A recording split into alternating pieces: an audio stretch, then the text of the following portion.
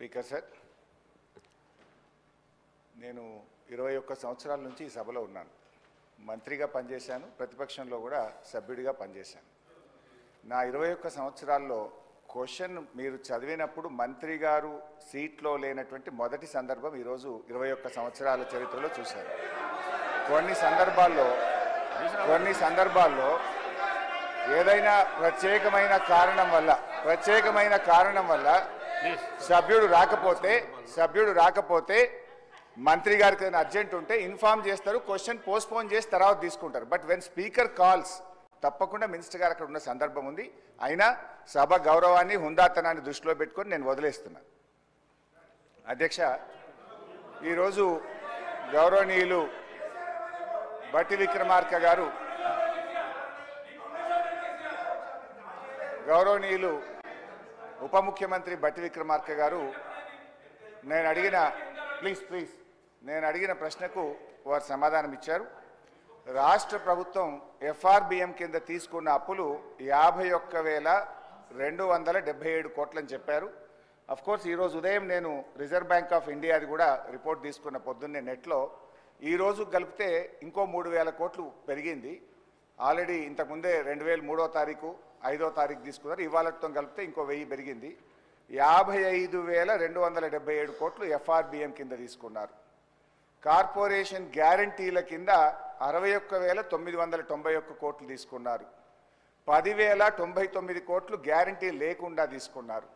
మొత్తంగా కాంగ్రెస్ పార్టీ ఏడాది పాలనలో చేసిన అప్పు ఎంత అంటే 1,27,208 కోట్లు. ఒక్క ఏడాదిలో వీళ్ళు చేసిన అప్పు 1,27,208 కోట్లు.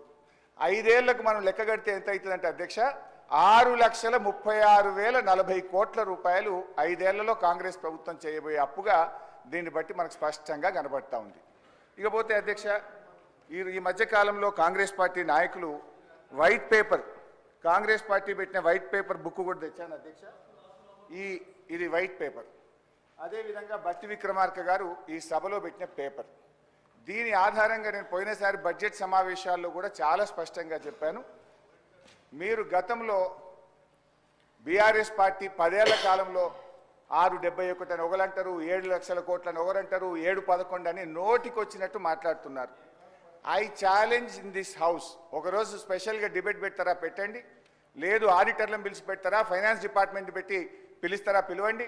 ఐ వాంట్ టు ప్రూవ్ 10 ఏళ్ల బీఆర్ఎస్ కాలంలో జరిగిన మొత్తం అప్పు కేవలం 4,17,496 మాత్రమే.